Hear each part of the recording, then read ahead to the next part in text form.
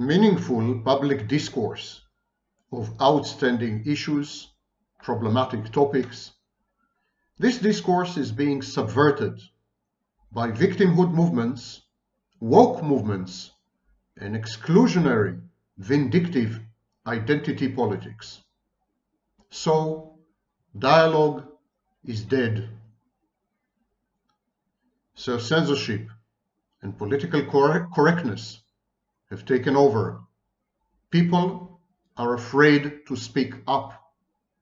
And they are afraid to speak up because self-identified victims, anything from empaths to Black Lives Matter to Me Too to the right-wing victimhood movements, self-identified victims are punitive, they are vindictive, they are vicious, and above all, they don't hesitate to resort to immoral methods and actions and to make choices and decisions that easily victimize others. Why is that? Here is the dirty secret that no one is going to tell you except the iconoclastic black professor of psychology, or former visiting professor to be precise, Sam Vaknin, author of Malignant Self-Love, Narcissism Revisited. And the dirty secret is this: the majority of social activists and political activists are mentally ill. Many of them, if not the bulk of them, are dark triad personalities, subclinical narcissists, subclinical psychopaths, Machiavellian. Quite a few of them are sadists as well and qualify for the dark tetrad. Social activism movements, social justice movements, political movements have always been hijacked by narcissists and psychopaths throughout human history. Nazism is a prime example of a victimhood movement hijacked by a psychopath, narcissistic psychopath.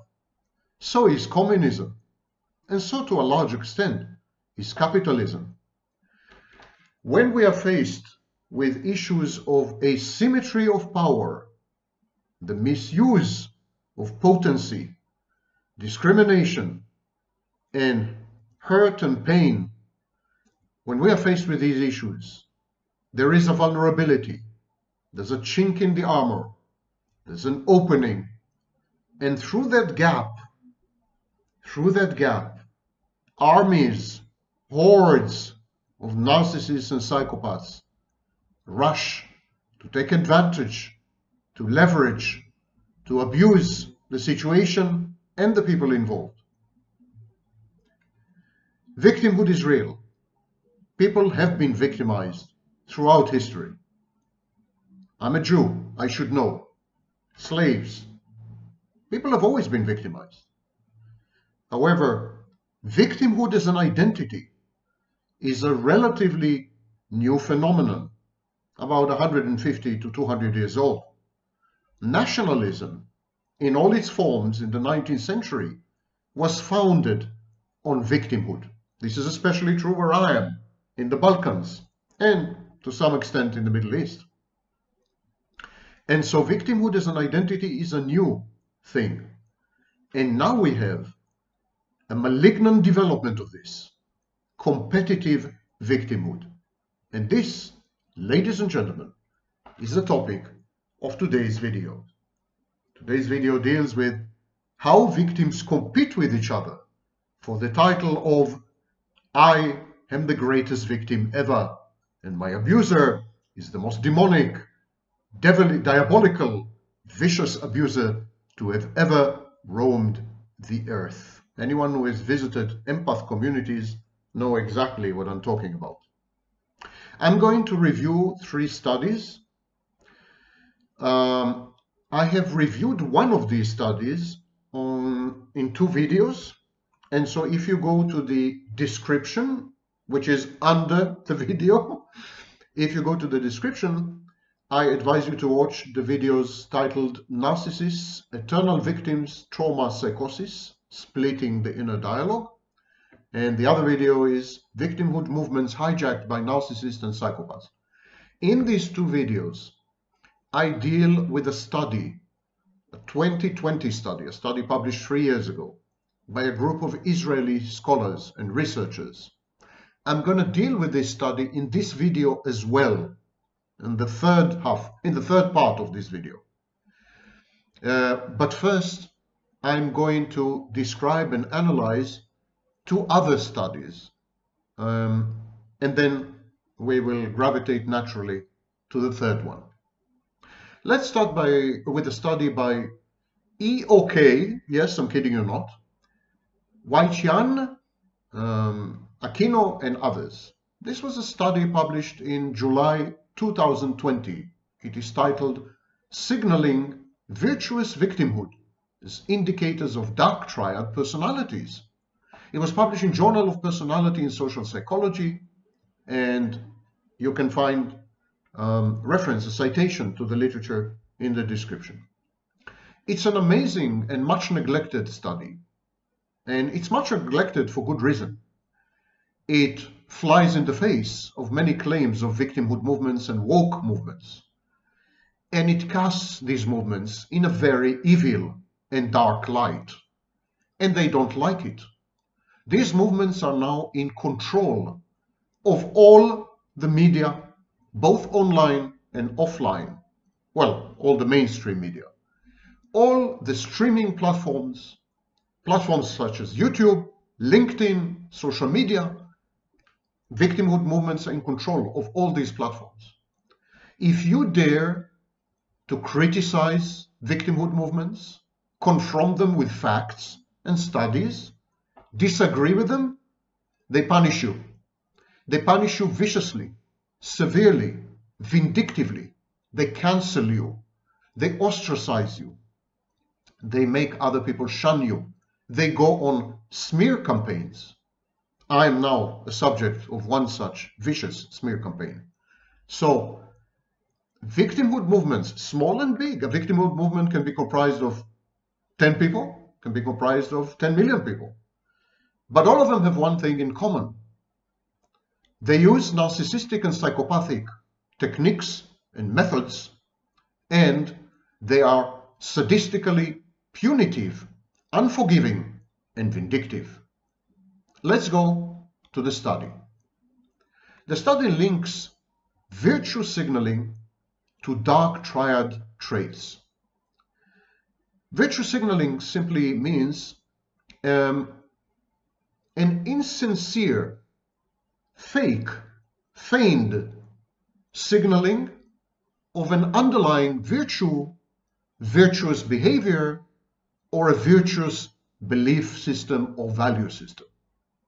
Virtue signalers are phonies. They're show-offs.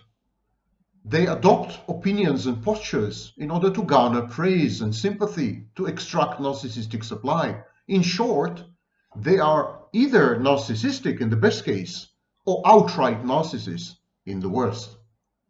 They need everyone to see just how good they are, how virtuous they are, how amazingly morally upright they are, how heroic they are, and how they fight evil, being, of course, all good. It's a morality play, coupled with a splitting defense. I'm all good, you're all bad. I'm protecting the helpless and the weak, and I'm going to punish you for your misdeeds. They're self-appointed.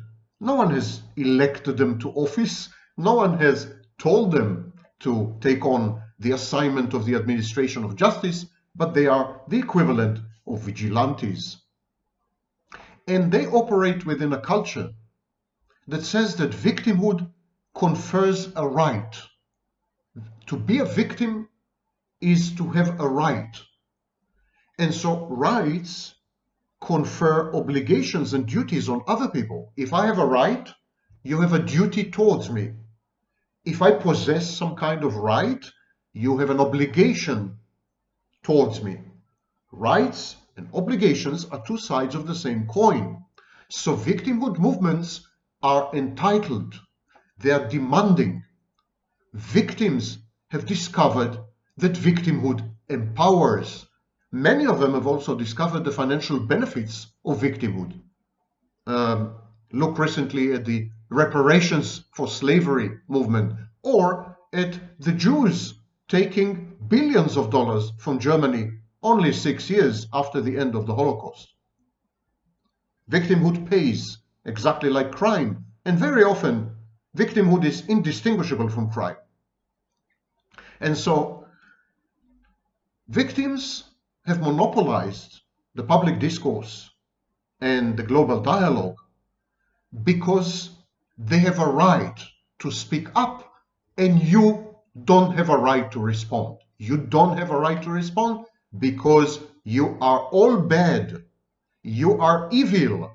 You are the abuser or the descendant of the abuser, or somehow connected to the abuser. Or you could have been the abuser by virtue of your skin color, or your education, or the place you were born in.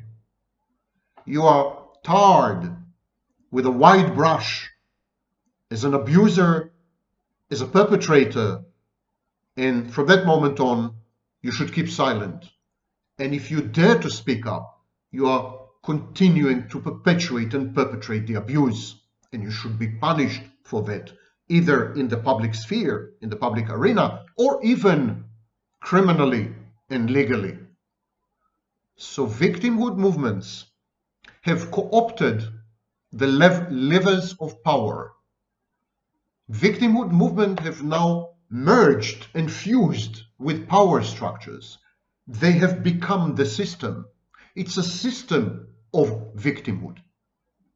And having thus been empowered, victims are abusing their power rampantly. Look at the Me Too movement, for example. And so it's a very sick world we live in, because victims, social activists, not victims, social activists and political activists are mostly mentally ill. Many of them are narcissists and psychopaths. The insane took over the asylum. Narcissists and psychopaths pretend to be moral, ethical, upright, honest, benevolent, but deep inside, they're just narcissists and psychopaths. And now they're using the levers of power to subjugate and penalize everyone who dares to confront them, to challenge them, to undermine them, or to suggest an alternative. Online pile-ons are an example of this. Social media platforms have been compromised by these victimhood movements, gone narcissistic, victimhood movements and identity politics, gone psychopathic. They took over social media on the left. On the right, they took over talk radio. The media now is at the disposal and the mercy of these people. And these are seriously Machiavellian, one could even say evil people. This new research that I've just referred to is, I'm gonna quote, looks at the consequences and predictors of emitting signals of victimhood and virtue. And so it's a very interesting study because it's not a single study, it's a series of studies, it's multiple studies that the authors conducted on exactly this subject. And what is the conclusion? Psychopathic, manipulative, and narcissistic people are more frequent signalers of virtuous victimhood. They are competitive victims. Dark triad personality traits lead to characteristics like self-promotion, emotional callousness, duplicity, tendency to take advantage of others, explain the authors. And treated as a composite, the dark triad traits were significant predictors of virtuous victim signaling. I can't tell you how terrifying these few words are. What it means is that as we have been transitioning from the age of dignity to the age of victimhood, and I'm now quoting the famous sociologist Campbell, as we have transitioned into the age of victimhood, narcissists and psychopaths took advantage of this transition, compromised the new power structures, pretended to be victims, and many of them do believe that they are victims because narcissists have alloplastic defenses and an external locus of control. In other words, they blame other people for their defeats and failures and misfortune and mishaps. So it's easy for a narcissist to say, I'm a real victim. I'm really a victim. You're wrong about that. And yet these movements are now infested with narcissists and psychopaths. And this holds true, say the authors, even when controlling for factors that may make people vulnerable to being mistreated or disadvantaged in society. For example, demographic and socioeconomic characteristics, as well as the importance they place on being virtuous individuals as part of their self-concept. The authors point out that virtue signaling is defined as the conspicuous expression of moral values done primarily with the intent of enhancing one's standing within a social group. Victim signaling may be used as a social influence tactic that can motivate recipients of the signal to voluntarily transfer resources to the signaler. This is absolutely shocking. Victimhood is the organizing principle of today's society. Victimhood is the explanatory principle of today's world. It imbues the world with meaning and makes sense of reality. Victimhood is the new religion, together with narcissism, and narcissists consider themselves as victims. Narcissism is a victimhood movement. And so we are at the mercy of narcissists and psychopaths masquerading as moral, virtuous victims, codependents, people pleasers, healers, rescuers, saviors. Many of them are online as coaches, self-styled experts, you name it. This is a dangerous situation, and there's an emerging literature on what is called competitive victimhood, and it deals with the prevalence of victim signaling by various social groups. There is evidence that victim signaling carries some benefits. It's a functionality. It's a resource extraction strategy. This is a war for money, for power, for fame and celebrity. Today, the more victimized you are, the more of a victim you are. The more your identity is that of a victim, the more public exposure you gain. The more likely are you to have access to the media, and the more money you're likely to make. And that is why on YouTube, there is a group of unscrupulous, immoral individuals with and without academic degrees who make a living out of perpetuating victimhood, because there's a lot of money in it. Victimhood had become a cottage industry. Victim signaling justifies victim groups seeking retribution against alleged abusers and oppressors. This is true on the collective level, and it's true on the individual level. Victims feel totally entitled to behave immorally and even criminally in the pursuit of what they call justice. What kind of justice? The justice they decide on. They are the law. Retribution takes the form of demanding compensation through some kind of resource transfer from non-victims to alleged victims. So claiming victim status can facilitate resource transfer by conferring moral immunity on the claimant and the complainant. It's an interesting kind of transactional landscape. All you have to do is claim victimhood of some kind. Ageism, ableism, sexism, racism, anti-Semitism, any ism goes. You just identify your slot and claim your prize. Moral immunity shields the alleged victim from criticism about the means they might use to satisfy their demands. The minute you identify as a victim, you are beyond reproach. Anything you do is morally justified in the pursuit of restoring justice and balance. Your justice and your balance. You can act criminally, you can act immorally, you can act unethically, and it's all okay because you're doing these things as a victim. Victimhood identity, your victimhood stance is therefore a shield, a protection, a defense against the repercussions and consequences of your own actions. No wonder narcissists and psychopaths find victimhood irresistible. Victim status can morally justify the use of deceit, intimidation, bullying, criminal conspiracies, violence, verbal and otherwise, against alleged abusers, perpetrators, and oppressors. In the pursuit of accomplishing their goals, victims are entitled to behave in any way they choose. They are above and beyond the law. They are the law. This is lynching.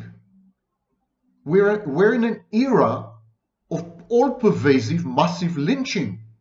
Lynching of men by women in the wake of the Me Too movement. Lynching of whites by colored people. Lynching of oppressors,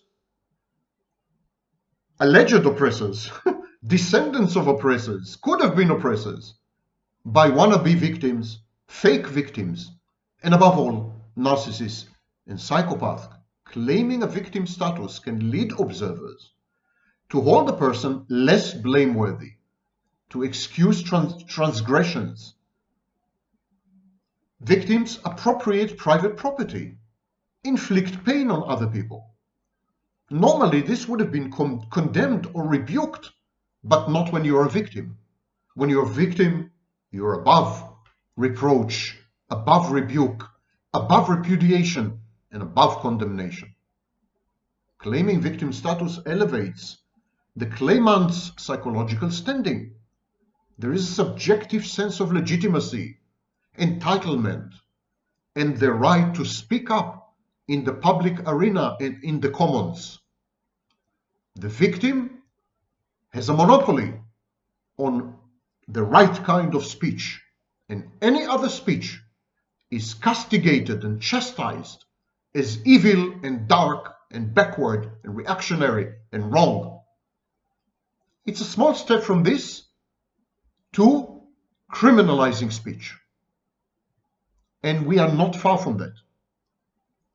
A lot of speech is already being criminalized. There's self-censorship, there's political correctness, there is absolute fear to speak up. I can tell you that from personal experience. Absolute fear. A person who has the psychological standing can reject or ignore any objections by non-victims to the unreasonables of the demands of the victims. So if you're a victim, you don't have to listen to the other party, to the other side. You're automatically in the right. Your justice is on your side. Gott ist mit uns. God is with us. Do you know whose slogan this was? The SS.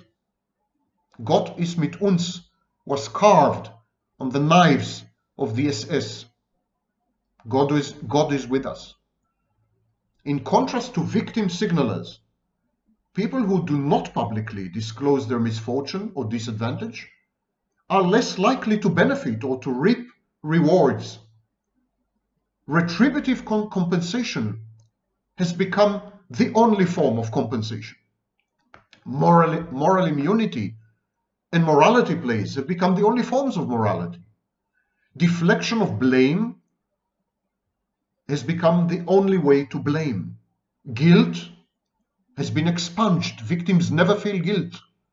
Whatever they may do, and many of them do horrible things, they never feel guilty. The effectiveness of victim signaling as a resource transfer strategy follows the basic principles of what we call signaling theory. Let me tell you a bit about signaling theory. Signaling theory says that the transmission of information from one individual, the sender, to another individual, the receiver, can influence the behavior of the receiver. Signals refer to any physical or behavioral trait of the sender. Signals are used by senders to alter the behaviors of receivers to their own advantage. I want to quote a few sentences from this amazing series of studies. A series of studies that has been suppressed actively, implicitly, passively, and explicitly, because the discoveries of these studies are politically incorrect. And so these studies are censored. And go to the description and make sure you read these studies. Show your support for truth. Here are a few sentences from these studies. A perceived victim signal can lead others to transfer resources to a victim, but that the motivation to do so is amplified when the victim signal is paired with a virtue signal. People high in the dark triad traits emit the dual signal more frequently. A positive correlation between the dark triad scores and the frequency of emitting the virtuous victim signal has been found. Evidence of how these signals can predict a person's willingness to engage in and endorse ethically questionable behaviors has been spotted. Frequent virtuous victim signalers are more willing to purchase counterfeit products and judge counterfeiters as less immoral compared with less frequent signalers, a pattern that was also observed when using participants' dark triad scores instead of the signaling score. Frequent virtuous victim signalers were more likely to cheat and to lie in order to earn an extra monetary reward in a coin flip game. That a dimension referred to as amoral manipulation was the most reliable predictor of virtuous victim signaling.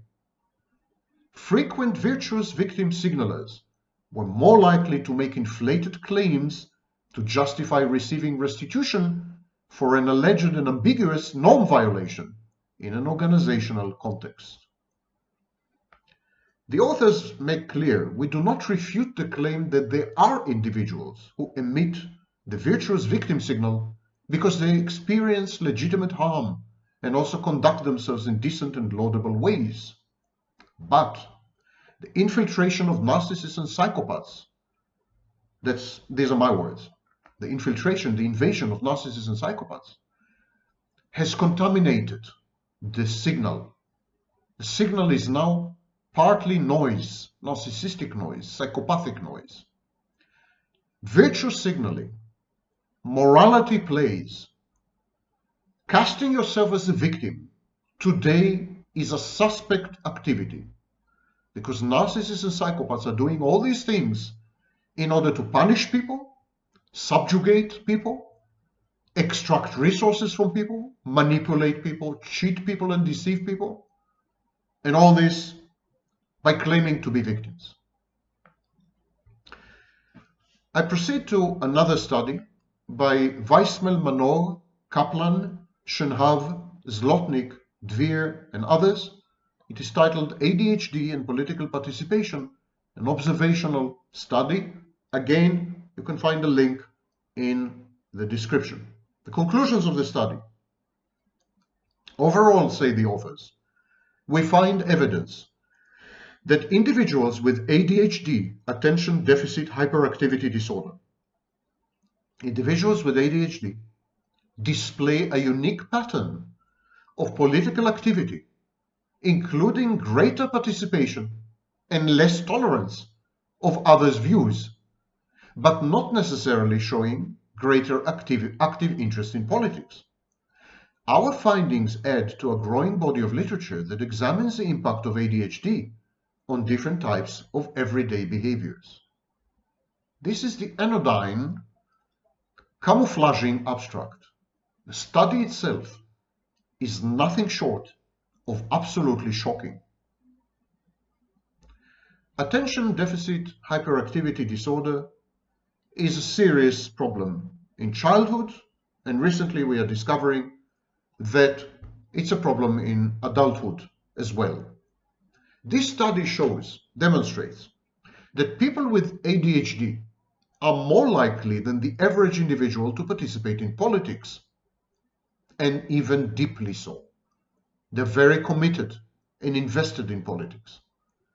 And this is pretty counterintuitive and surprising, because people with attention deficit hyperactivity disorder cannot pay attention to anything at length. They cannot focus on a task for any period of time. They are sometimes hyperactive to the point of mania.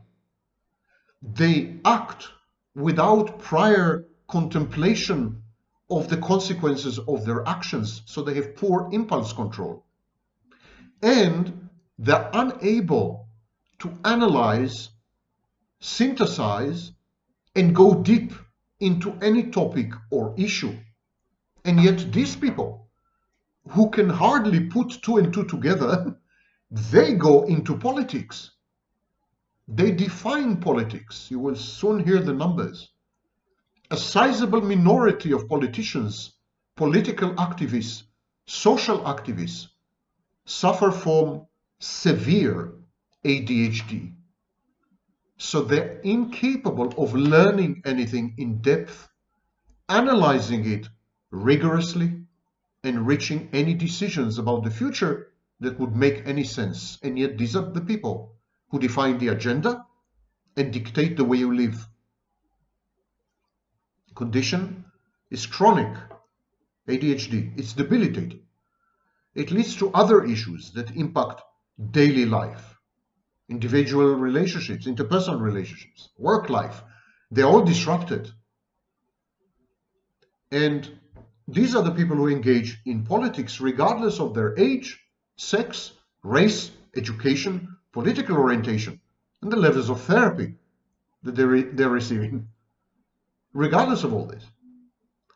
So the authors, a group of Israeli scholars, I don't know why Israel is so concerned with victimhood, possibly because the Jews have invented victimhood as identity politics. So the authors studied 1,369 participants, and that's a moderate size study, not small, not big, a moderate size study. About 15% of these people suffered from pronounced ADHD. And then they asked these people about their political participation and activism. They measured political participation and activism in a variety of ways over the course of a year. So this was a serious study, a longitudinal study. They measured activism online, offline, by proxy, directly, and so on and so forth. And then they compared the data with the level of news consumption of the participants and whether they were active in political parties, participated in politics on social media, had political opinions and shared them, and so on and so forth. And they discovered the following. Overall, say the authors, individuals who screened positive for ADHD reported higher levels of political participation than individuals who screened negative, both digitally and in traditional ways. That in itself should already give you a pause. People with attention deficit disorder tended to express political opinions on social media, but did not consume news. These people were not exposed to the news, and yet they had very clear and rigorous and strong and irreversible political opinions and stands. Strikes you as narcissism? Right you are. This is grandiosity. These people were grandiose. The study noted that they didn't bother to read news, analysis, listen to news, watch news, compare with other people. They just made up their mind. It's like the famous saying, I've made up my mind, don't confuse me with the facts. Or if I want your opinion, I will give it to you. These arrogant people with attention deficit hyperactivity disorder, who are also grandiose and in all probability highly narcissistic, although this was not in the study. That is my interpretation. And so these people had zero or very close to zero input, and yet felt that they are sufficiently authoritative and knowledgeable to dictate to other people how to behave politically and socially. In this sense, say the authors, our results align with previous work that finds that individuals who suffer from other health conditions in daily lives tend to participate more regularly in political activity, such as contacting a politician or signing a petition. Sick people, especially mentally ill people, are the ones who are active in politics. We're beginning to see the full picture. And among these sick people, grandiosity is rampant, psychopathy, narcissism, ignorance, because you have attention deficit. These are the people who define your futures and control you via the levers of power, institutions, and mechanization. The study's authors noted that ADHD sufferers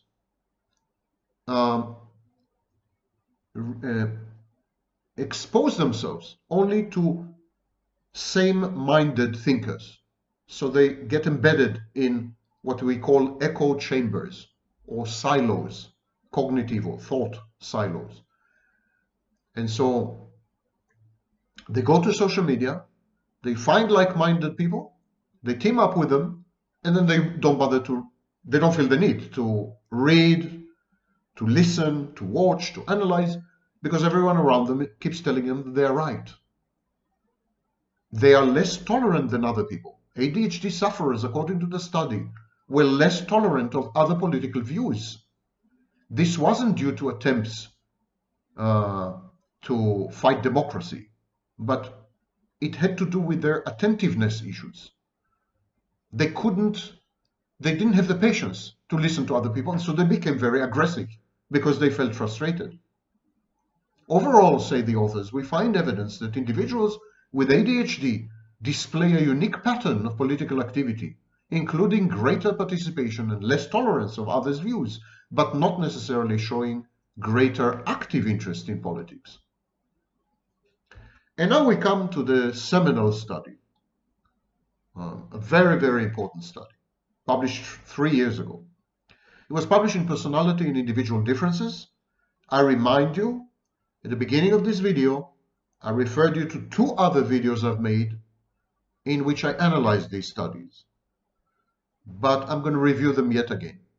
The studies are titled The Tendency for Interpersonal Victimhood, TIV, the Personality Construct and Its Consequences. It was authored by Rahav Gabay, Boaz Amiri, and others. The researchers coined the phrase tendency for interpersonal victimhood.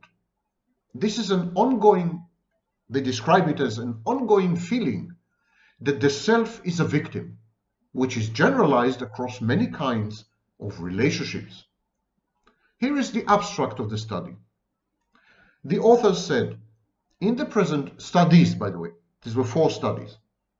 In the present research, we introduce a conceptualization of the tendency for interpersonal victimhood, which we define as an enduring feeling that the self is victim across different kinds of interpersonal relationships. Then, in a comprehensive set of 8 studies, I'm sorry, not 4, but 8. In a comprehensive set of 8 studies, we develop a measure for this novel personality trait, TIV, and we examine its correlates as well as its affective, cognitive, and behavioral consequences. In part 1, 2 studies, we established the construct of TIV with its 4 dimensions. Number 1, need for recognition, narcissism, moral elitism, grandiosity, lack of empathy, again, narcissism and psychopathy, and rumination, obsession, compulsion, in a way. So these 4 traits, dimensions of personality are typical of professional lifelong victims, people who define themselves as victims, whose identity is an identity of victimhood. And then they assessed the internal consistency, stability, etc., etc. In part 2, again 2 studies, we examined TIV's convergent and discriminant validities using several personality dimensions and the role of attachment styles as conceptual antecedents. They discovered that insecure attachment goes hand in hand with being a victim. In part 3, again 2 studies, we explore the cognitive and behavioral consequences of TIV. Specifically, we examine the relationships between TIV, negative attribution, and recall biases, and the desire for revenge. Professional victims, empaths, are vindictive, they're vengeful, because they consider themselves morally superior, because they lack empathy, because they're vicious, because they are psychopathic and narcissistic. They pursue the alleged abuser or perpetrator or oppressor to the end, viciously, maliciously, vindictively, and vengefully. This is not Samvakni. These are the studies. So, TIV, study number 4, has shown that, demonstrated conclusively, that TIV, the tendency for interpersonal victimhood, is intimately linked with behavioral revenge. Participants high in TIV also reported experiencing more intense negative emotions and a higher entitlement to immoral criminal behavior. Mediation analysis offered insight. The revenge process in the mind of the perpetual professional victim, the vindictiveness of the I am a victim identity, is a process. It's something that unfolds all the time. It's a background process. The authors say the higher participants' TIV, the more they experience negative emotions, felt entitled to behave immorally. However, only the experience of negative emotions predicted behavioral revenge. Gabay and her colleagues express a view. They say that their studies indicate that the tendency for interpersonal victimhood is a stable personality trait that is linked to particular behavioral, cognitive, and emotional characteristics. They say, and I'm quoting, it is deeply rooted in the relations with primary caregivers, parents. This tendency affects how individuals feel, think, and behave in what they perceive as hurtful situations throughout their lives. Now, there's an article by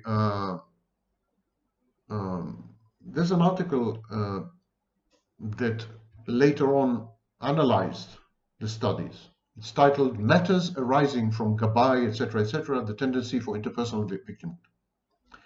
And it reminds us that there is a precedent for tendency for interpersonal victimhood.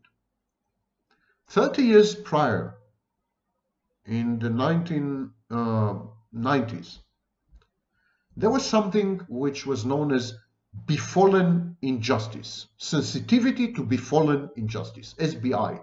It was developed by Schmidt and others and his colleagues. It was later renamed Justice Sensitivity from a Victim's Perspective, or JS Victim. In 2005, Schmidt published an article about JS Victim, Justice Sensitivity from a Victim's Perspective, and nicknamed it victim sensitivity together with Goldwitzer in 2013. So it's not a new idea. The Israeli authors misrepresent tendency for interpersonal victimhood as a new concept or a new idea. It's not. It's absolutely not. TIV and victim sensitivity are one and the same. Gabay conceptualized TIV in a way with four indicators, the four indicators that also define justice sensitivity: frequency of observed injustice, emotional intensity and mental intrusiveness of observed injustice, motivation to restore justice, etc., etc. There's a great analysis by Baumert and Schmidt in 2016.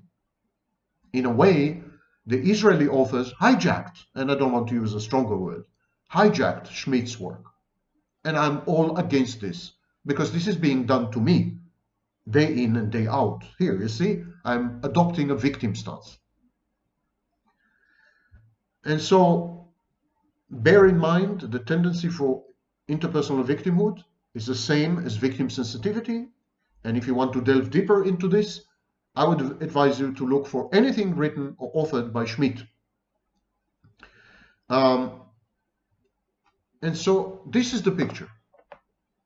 This is the picture. And it's an unsavory picture. We have transitioned from the age of dignity and reputation, the age of upright morality, the age of social cohesion, the age of clear scripts, social, sexual, and otherwise. We have transitioned from all this to a world where everyone competes for being a victim. Why? Because victimhood pays. Victimhood became a cottage industry and has been invaded by mentally ill people, narcissists, psychopaths, sadists, attention deficit grandiose people. These movements, which started off as legitimate social justice movements, have been hijacked and altered beyond recognition. The Me Too movement of today has nothing to do with the Me Too movement of 5 or 6 years ago. Nothing. It is rapacious, it is vicious, it is unjust, it is psychopathic, totally compromised. Same to a large extent with Black Lives Matter. Of course, feminism, the third and fourth waves, are unrecognizable variants of the first and second wave. No first and second wave feminist would agree to identify herself with anyone who claims to be a feminist today. Feminism is a power grab, a crass commercial enterprise run by utterly psychopathic and narcissistic figures. This is the world we live in. Victimhood is leveraged, the word is misused, guilt, tripping, blame shifting. When you identify other people as oppressors or abusers or perpetrators, you give yourself license to behave as one. When you cast other people as criminals, you then feel totally justified in behaving as a criminal or behaving criminally. It's as if the minute you cast yourself as a victim, morality flies out the window and you are entitled to do anything and everything you wish to your heart's content. This is sick. This is dangerous. This must stop. We must speak up. All of us must speak up against this phenomenon. But we are too terrified. We are afraid of losing tenure and our jobs, being shunned and cancelled, being prosecuted criminally. It's gone that far. And so, as victims, erstwhile victims, attain positions of power, they bring their victimhood with them into the power structures, compromise the power structures and the institutions, and render them long arms of psychopathic and narcissistic victimhood. It is an untenable situation that is ripping apart the social fabric, generating gender wars, all-out wars actually, between various interest groups, each one each one of which is claiming to be a victimhood movement. Identity politics is now conflated totally with victimhood. This is bad. This is what gave rise to Nazism. I repeat, this is what gave rise to Nazism. Identity politics conflated with victimhood. If we don't want a repeat of the 1930s, we must stop right here and right now on the collective level and on the individual level. We must fight back against victimhood.